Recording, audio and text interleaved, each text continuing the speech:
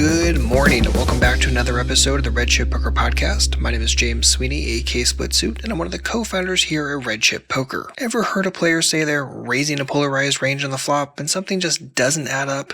In this deep dive episode of the Red Chip Poker Podcast, Coach Weasel introduces a brand new concept, Pseudo Polarization.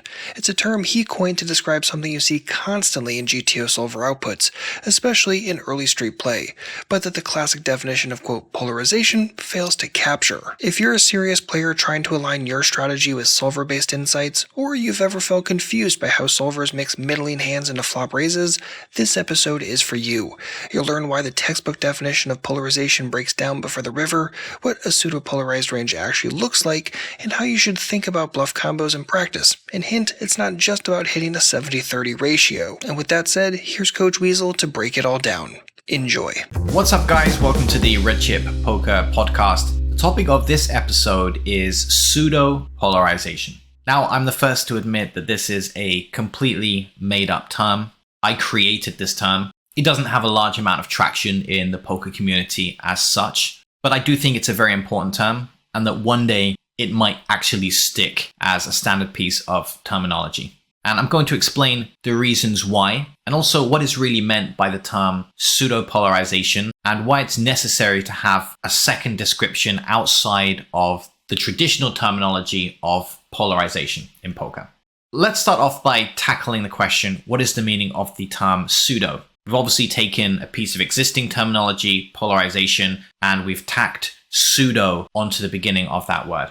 Let's ask our friend ChatGPT, who has the following to say about the term pseudo. ChatGPT says it's a prefix derived from the Greek word, which means false or deceptive. When used as a prefix in English, it denotes something that is not genuine, but has the appearance of, pretends to be, or mimics something else. It's commonly used to describe things that resemble other things, but do not possess their full qualities or functions.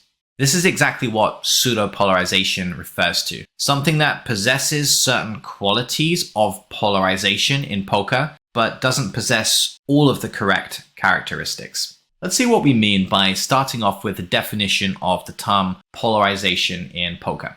Now, if we take a very, very clean definition of the word polarization, one of the potential meanings here is diametrically opposite camps. In other words, completely other end of the spectrum. And the cleanest way in terms of a poker concept is a river situation. So if we think about how we're supposed to play the river in general in poker, especially if we've played the previous streets very aggressively, we're supposed to fire the absolute worst hands in our range as a bluff. So it's usually going to be a lot of holdings without showdown value. Now, GTO doesn't purely choose the weakest hands all the time because it thinks about the blocking effects. But in terms of which hands are candidates for being bluffs, it's overwhelmingly the weaker hands in the range. Then, in the diametrically opposite camp, we have our value range. That is the strongest hands in the range that can bet for value. And if we think about anything that's in the middle of the value range and the bluff range, it doesn't generally play aggressively. It doesn't bet or it doesn't raise. So when we fire the river, it's correct to say that we have a polarized range. So here's a quick summary of the definition of polarized in poker, thinking about that river example. The middle of the range never, or at least very rarely, bets or raises. The only time we say very rarely is sometimes a holding could have showdown value, but as a result of exceptional blocking effects, it could find its way into a bluffing range. But generally, middle of the range doesn't bet, and the betting range is going to be the absolute worst hands. Remember, we said not all of them, but the absolute worst hands in the range are the candidates for being bluffed, and whether they get selected is often going to be a function of their card removal effect. So that's our description of polarization. Middle of the range doesn't bet, absolute worst hands in the range do bet. Then of course we have the strong value hands that bet as well. Now, I don't know who the first person was to use the terminology polarization in connection with a poker range, but I would guess they were talking exclusively about a river situation and didn't intend for the term polarization to be used to describe ranges on earlier streets. I could be wrong. Even if I'm wrong, the fact remains that the term polarization does not apply cleanly to earlier street play. It only really works on the river. As soon as we start stepping back to the earlier streets, we run into a number of issues. Let's think about a simple example. I'd like you to imagine a flop raise situation in No Limit Hold'em. Now, we don't need to be overly specific about this, but let's see how a typical flop raising range stacks up to our description of polarized that we've just considered. Now, we won't look at a specific solver example, but if you'd like to see an example of the types of hands that raise, why not check out the previous Red Chip Poker podcast episode with the title Check Raise Cross Section.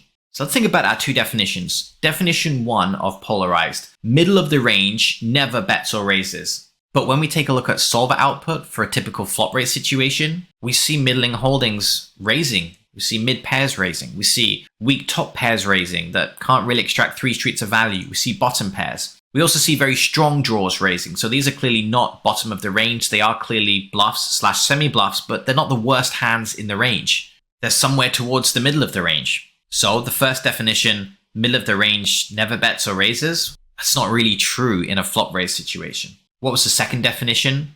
The absolute worst hands in a polarized range are candidates for bluffs. But if we take a look at the absolute worst hands that face a bet on the flop in Hold'em, they're not candidates for bluffs. They just fold exclusively. The worst hands in the range, there's no reason why they would continue in that situation. They are just straight up folds. So if part of the definition of polarized is that the worst hands in the range should be used as bluffs, well, this is absolutely not true in an earlier street situation like a flop raise, for example. The absolute worst hands in the range fold. Now, we do sometimes see that some of the worst hands in the continuing range may be candidates for bluffs, but as we've also discussed, there are quite a number of stronger bluffs, including some fairly middling holdings. And we often find in the situation where, for example, we face a bet on the flop, we often find that the worst hands in the continuing range are actually calls rather than raises. So it's not even really accurate to say that it's the worst hands in the continuing range that bluff raise,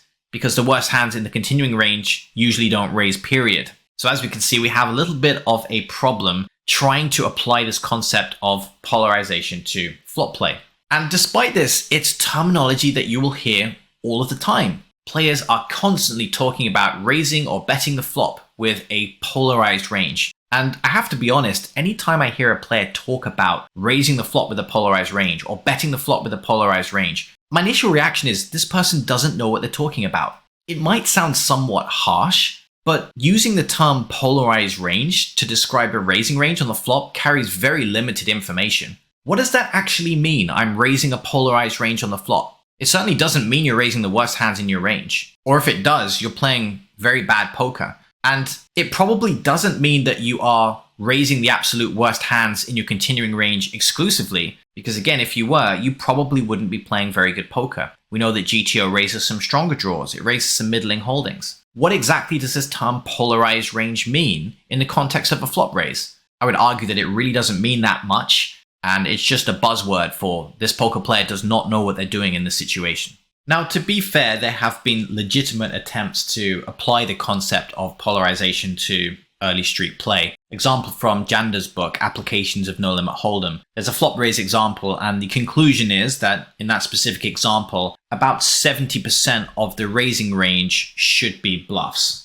Now, Applications is a fairly dated book now, and to be fair to Janda, pretty much always has been ahead of the poker curve and talking about high-level concepts before players really understood them. So I definitely feel that the analysis that he ran in Applications has a lot of value on a theoretical level. But there are some serious problems with this type of model where we enumerate our bluff raising range as a percentage of the total range. In other words, a specific number of combos. If you have this amount of combos in your range, in your bluffing range, now you have a balanced strategy. Unfortunately, poker doesn't work like that. We can't just have a specific number of combos and then all of a sudden we're balanced. In fact, the number of combos we end up with is usually more of a byproduct of playing balanced poker. It's not something that we are specifically targeting. So simply knowing that we should have 70% of our raising range be bluffs is not actually anywhere close to enough information to really understand what a balanced strategy looks like.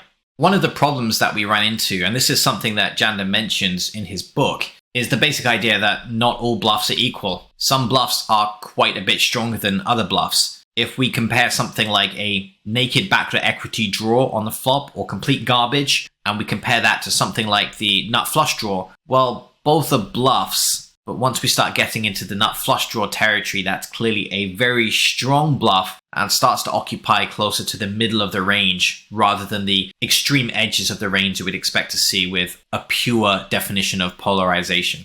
There are even some workarounds presented in the book, which is that certain types of bluffs should not be calculated as a whole bluff. For example, if we have something fairly trashy, that does count as one bluff combo. But if we have something that has a ton of equity, then we actually need more of those types of bluffs to compensate for the fact that that bluff is not as weak as some of the other bluffs. So we could have, for example, a nut flush draw only counting as 0.6 of a bluff because it's fairly strong. In other words, to achieve the desired number of combos, if we were populating our raising range purely with strong draws, we'd need a greater number of semi-bluffs to compensate for the fact that those draws were so strong. Or if we did have very, very trashy bluffs in this scenario, we'd need the full amount of combos in order for us to be approaching a Jicho correct strategy. Unfortunately, neither of these two scenarios describes a good range. Imagine we took hands that were the absolute worst hands in our range. They should be folding against a bet on the flop, but we decide to bluff raise them anyway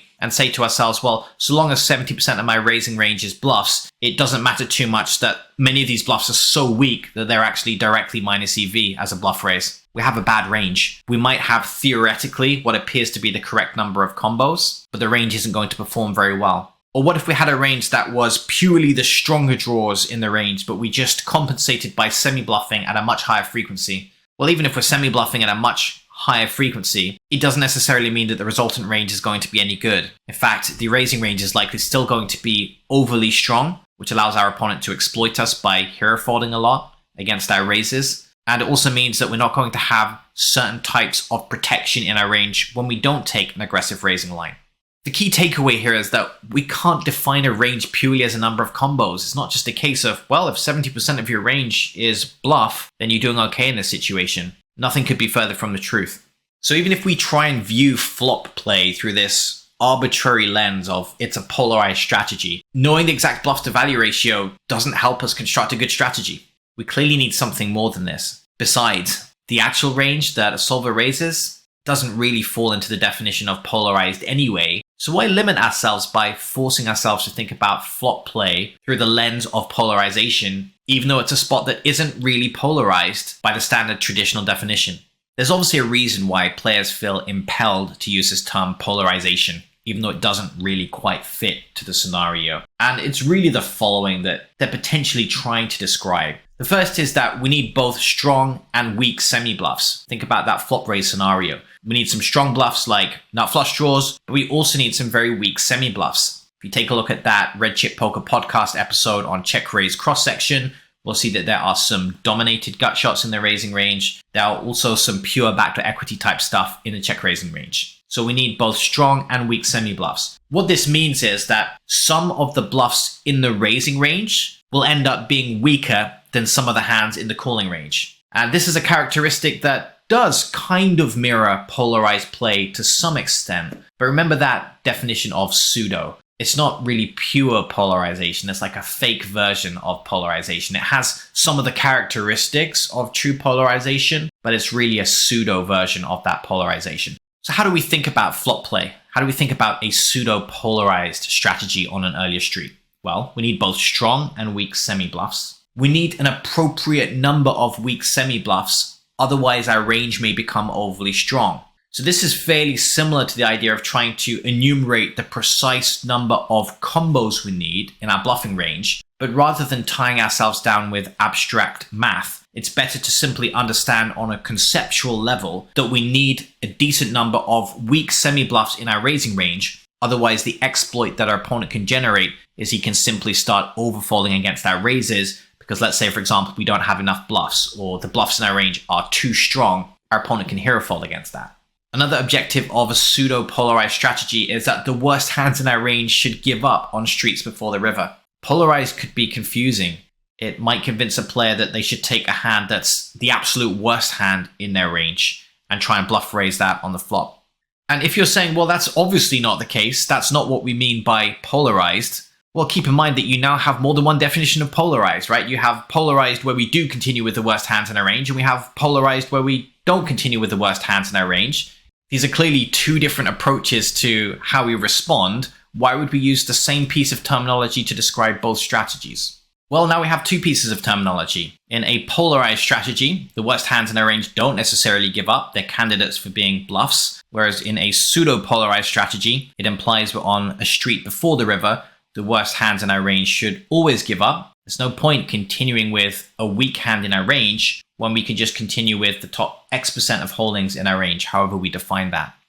Another idea with a pseudo-polarized strategy is that some of our bluffs will be middling. If we think about a polarized strategy, we don't use any middling hands as a bluff, although there are some exceptions. Whereas pseudo-polarized, it's fairly common for middling hands to be bluff raised. Whether those are strong draws or whether they are actual mid-strength made hands, some of them are used as semi-bluffs, another key difference between a polarized and pseudo-polarized strategy. We also find that a lot of the middling holdings in the range will be mixed strategies as part of a pseudo-polarized approach. When we have a polarized range, technically the middle of the range doesn't mix. It's just going to play passively in a pure sense. Whereas when we have a look at pseudo-polarized range, there is a lot of mixing that's going on.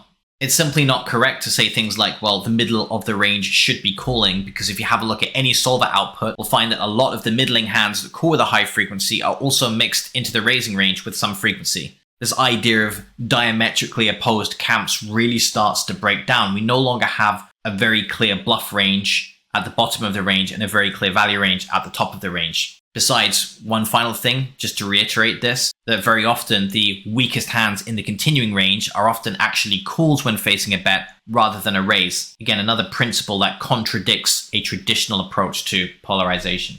So thinking back to this idea of having a bluff to value ratio and having a specific number of combos, meaning that your range is somewhat balanced, that's not really the key to unlocking good poker play on the earlier streets. Firstly, it's very math intensive. It's not as if you can just calculate that mid-hand, the exact number of combos you need in your bluff range compared to your value betting range. It's much better simply to think in terms of types of hands. Which types of hands should play aggressively? Which types of semi-bluffs should I have in my raising range? Because even if you get the perfect number of combos using a bluff to value ratio approach, it doesn't necessarily mean that your range is very good. Having the perfect number of combos does not automatically imply balance, whereas balanced play does imply the perfect number of combos. Just let that sink in for a bit. So chasing the perfect number of combos, it's not the right way of going about things. Better to have an understanding of what our range should look like as a whole and which types of hands should be playing aggressively. Have to keep in mind that when something like applications of No Limit Hold'em was written, Janda didn't necessarily have access to a GTO solver. That's one of the luxuries we have now. So we don't need to fully go through the process of trying to engineer everything from scratch when we just actually can iterate using the solver and have an understanding of what a GTO strategy looks like. Another key to early street play is to have a rough idea regarding the proportion. So we're not looking to count combos. That's really missing the point of how a good strategy is constructed. But if we find that we don't have enough weak bluffs, that's something that could be open to counter exploitation. If we find that we're bluffing too much or some of our bluff combos are too weak, that's something that could be costly in terms of win rate. So the idea here is to have a rough idea regarding the proportion, but not try and count specific numbers of combos in our range. The average human can't do that anyway, so it's pointless trying to chase that. Final takeaway here, consider using the term pseudo-polarized for ranges that have elements of polarization, but cannot accurately be described as polarized using the traditional term polarization. So I'm hoping after listening to this podcast episode, you have an understanding of what pseudo-polarized range is. In fact, just pull up any solver output for where one player bets aggressively on the flop. You'll see an example of pseudo-polarized strategy. Or have a look at big blind 3-bet ranges pre-flop, another example of a pseudo-polarized range. Okay, so this was a slightly more intense discussion on poker theory. Hope you enjoyed it. Thanks very much for listening. This was Coach Weasel, and this was the Red Chip Poker Podcast.